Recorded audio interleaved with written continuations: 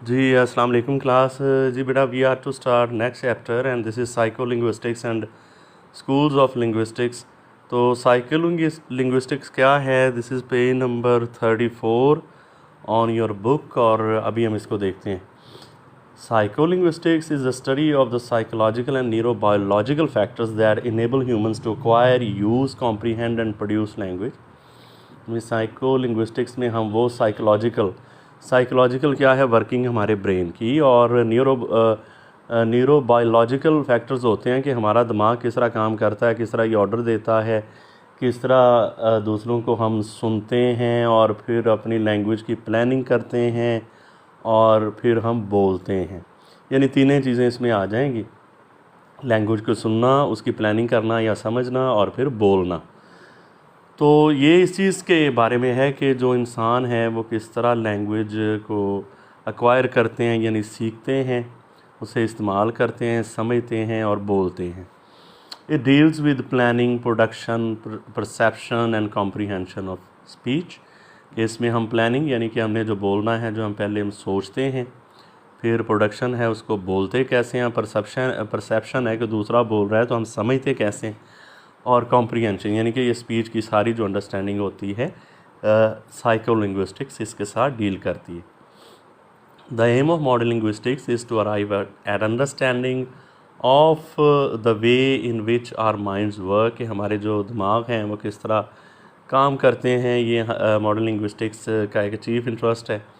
And in this respect it could be argued कि हम ये कह सकते हैं कि क्योंकि this is the blend of psychology and linguistics, तो इसलिए ये एक अहम ब्रांच है लिंग्विस्टिक्स की, क्योंकि इसमें हम देखते हैं कि साइकोलॉजी और लैंग्वेज का आपस में रिलेशन क्या है और किस तरह हम ज़ुबान को सीखते हैं और फिर बोलते हैं।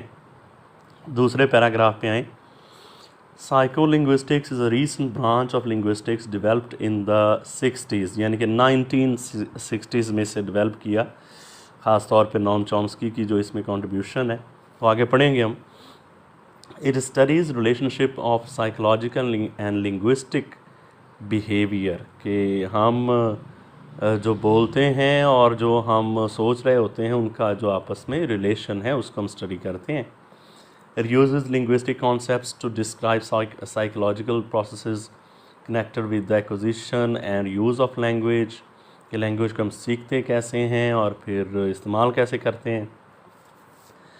Thus, language acquisition has become the most important area of investigation. It has raised and has partly answered questions such as how do children acquire their mother tongue, कि इसने उन सवालों का जवाब दिया है, मतलब कुछ सवालों का जवाब दिया है जो इसने जो क्वेश्चन इसने रेज़ किए, तो उसमें ये है कि मतलब जो बच्चे अपनी मादरी ज़ुबान को कैसे सीखते हैं, how do they grow up linguistically and learn to handle the register and stylistic varieties of the mother tongue effectively.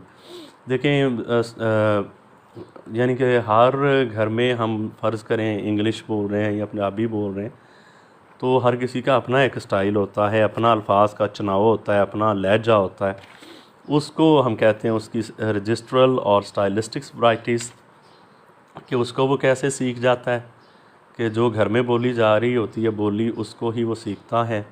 How much of the linguistic system that they ultimately command, और कितना ज़्यादा वो लिंग्विस्टिक्स पर यानी अपने ज़ुबान बोलने के निज़ाम पर कितनी वो कमांड हासिल करते हैं। And they born with and how much do they discover on the basis of their exposure to that system, तो वो जब उस पर एक्सपोज होते हैं उस सिस्टम पे तो वो कितना सीखते हैं। तो कम टू पेज नंबर 35 बेटा, और इसमें हम देखते हैं कि these days certain areas of language and linguistic theory tend to be concerned on by the psycholinguist. Much of psycholinguistics has been influenced by generative theory and the so-called mentalist, यानी ये Chomsky वाले लोग जो हैं, यानी generative theory हमने पढ़ी है, इसको फिर पढ़ेंगे कि जो चॉम्स्की ने दी थी, और मेंटलिस्ट वो हैं जो कि कहते हैं कि दिमाग सबसे इम्पॉर्टेंट है लैंग्वेज लर्निंग के लिए या लैंग्वेज एक्विजिशन के लिए। ये टॉपिक भी आगे डिटेल के साथ आएगा तो तब इसे डिस्कस करेंगे हम। तो ये जो बोर्ड हुआ है इटैलिक्स में, उसको देखें। The most important area in the investigation of the acquisition of language by children. तो सबसे अहम तो तहकीक है, जो इन्वेस्टिगेशन है वो यही है कि बच्चा कैसे लैंग्वेज को सीखता है। In this respect there have been many studies of both the theoretical and descriptive kind. The need for descriptive study arises due to the fact that until recently hardly anything was known about the actual facts of language acquisition in children, in particular about the order in which grammatical structures were acquired। कि ये Chomsky ने यहाँ आके ये तहकीक की कि जो बच्चे हैं वो लैंग्वेज को सीखते कैसे हैं और वो किस तरह सीख जाते हैं, जो ग्रामेटिकल स्ट्रक्चर्स होते हैं अपनी रेलेवेंट लैंग्वेज के। Even elementary questions such as when and how the child develops its ability to ask questions syntactically, or when it learn the inflectional system of its language remain unanswered. However, a great deal of work has been done recently on the methodological and descriptive problems related to the obtaining and analyzing information of this kind। तो ये इस चीज़ के बारे में है कि बच्चा जो हम लैंग्वेज है बच्चों में वो जो डेवलपमेंट होती है हम उसको कैसे स्टडी करते हैं, और जो बच्चे हैं वो ज़्यादातर जो लैंग्वेज के स्ट्रक्चर्स होते हैं ग्रामर के, वो यही कहा जाता है, ये पेज नंबर 35 का लास्ट पैराग्राफ है कि वो 5 या 6 ईयर्स की एज में वो सीख जाते हैं। तो बिहेवियरिस्ट अप्रोच पहले आई थी कि लैंग्वेज हम कैसे सीखते हैं, उसके अगेंस्ट फिर ये generative approach I Noam Chomsky वाली। तो ये लैंग्वेज एक्विजिशन की थेरीज़ हैं जो कि हम 1-2 लेक्चर्स के बाद पढ़ेंगे बेटा। तो पेज नंबर 35 पे हम ये बात कर रहे थे, और ये देखें, it asserted that it was possible to explain the rapidity or the complexity of language used by the people around them। कि बच्चे जो हैं वो किस तरह लैंग्वेज को इर्द गिर्द से कॉपी करते हैं और कितनी तेज़ी से और कितनी पेचीदगी से ये सारा कर जाते हैं, ये समझ नहीं आती। यानी इतनी जल्दी वो सब अपनी लैंग्वेज को अपने इर्द गिर्द के माहौल के मुताबिक सीख जाते हैं। कम टू पेज नंबर 36 बेटा। Psycholinguistics therefore argue that imitation is not enough. Imitation क्या है? कॉपी कर रहे हैं, नकल कर रहे हैं, कि जैसे बड़े बोल रहे हैं बच्चे भी वैसा बोलना शुरू कर देते हैं। लेकिन वो मेंटलिस्ट यही कहते हैं ना कि ये सिर्फ आपका एक्सपोजर काफ़ी नहीं है दूसरे लोगों के साथ, अगर आपके ब्रेन में इसकी फंक्शनिंग ना हो लैंग्वेज की, और दूसरा आपके पास ज़ाहिर है आर्टिकुलेटर्स अगर ना हो, तो दे ऑल्सो एक्वायर इट। तो कहता है कि psycholinguistics therefore argue that imitation is not enough.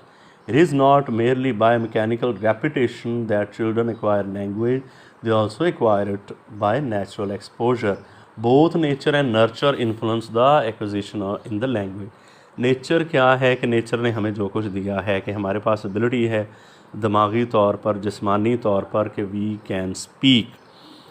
और फिर नर्चर क्या है कि if there is no company of our mother और other people around us when we are child, then it won't be possible।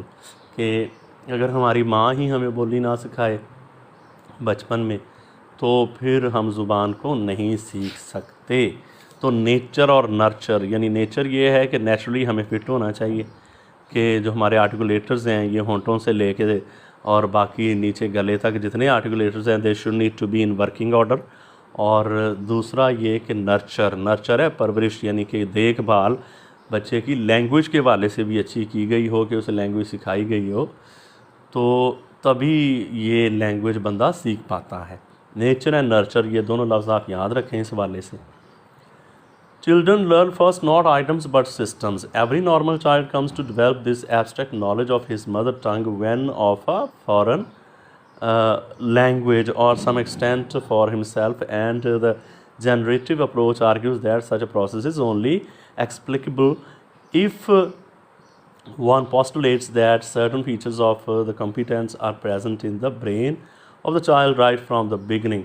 कि वो सारे प्रोसेस उसी वक्त ही काम करेंगे कि आपने आहिस्ता आहिस्ता लैंग्वेज सीखनी है जब आपके ब्रेन सही वर्किंग ऑर्डर में होगा. In other words, what is being claimed is that the child's brain contains certain innate characters which pre-structure it in the direction of language learning.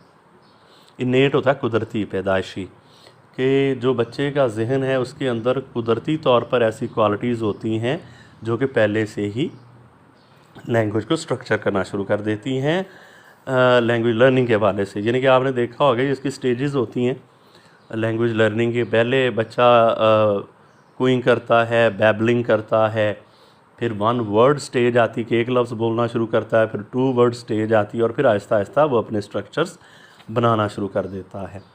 तो उसके अंदर ये दिमाग के अंदर ये चीज़ पहले से ही एक नेचुरल फिज़िकली एबिलिटी मौजूद होती है कि he is able to speak. To enable these innate features to develop into adult competence, the child must be exposed to human language. वही बात आ गई. अब आ गई बात नर्चर की. नेचर ये है कि वो उसके अंदर कुदरती सलाहियत है कि वो लैंग्वेज को बोल सकता है, उसके पास आर्टिकुलेटर्स भी हैं, उसका दिमाग भी है. तो उसके बाद फिर आ जाती है नर्चर. तो वो क्या है? To enable these innate features to develop into adult competence, the child must be exposed to human language, that is, it must be stimulated in proper to respond, but the basis on which it develops its linguistic abilities is not describable in behaviorist terms. तो ये ज़ाहिर and पे आके उसने जो behaviourism है उसके against बात किया, तो वो हम आगे देखेंगे. अभी हम इसका इंट्रोडक्शन देख रहे हैं साइको लिंग्विस्टिक्स का. आगे देखें बेटा, पेज नंबर 36 के एंड पे last paragraph. The boundary between psycholinguistics and linguistics is becoming increasingly blurred as the result of recent developments in linguistics which aim at giving psychological reality to the description of language. कि language को describe करते हैं हम, psychological reality को भी देते हैं. This is why we call linguistics science, कि हम ये एविडेंस देने की कोशिश करते हैं जिस तरह साइंस में होता है. Chomsky regards linguistics as a subfield of psychology, more specifically the cognitive psychology. Cognitive psychology होती है जो ब्रेन के साथ डील करती है. His view of linguistics, as outlined for instance in his book Language and Mind, is that the most important contribution linguistics can make is to the study of human mind. The bonds between psychology and linguistics become stronger by the extent to which language is influenced by and self-influences such things as memory, motivation, attention, recall and perception. ये जो psychology और linguistics एक दूसरे के साथ जुड़े हुए हैं कि किस तरह ये एक दूसरे को इन्फ्लुएंस करते हैं और हमारी जो मेमोरी को, मोटिवेशन को, हर चीज़ को. अच्छा, similarly psycholinguistics and sociolinguistics are coming closer because of the realization that merely grammatical competence is not enough. We have to aim at communicative competence too, कि हमें बोलने में भी महारत होनी चाहिए. तो वेयर एज साइकोलिंग्विस्टिक्स, ये पेज नंबर 37 का हम पहला पैराग्राफ पढ़ रहे हैं, ये बोर्ड में जो है उसको देख रहे हैं. तो whereas psycholinguistics is language and the mind, sociolinguistic is language and community. In other words, psycholinguistics can be set to deal with language and the individual, and sociolinguistics with language and society.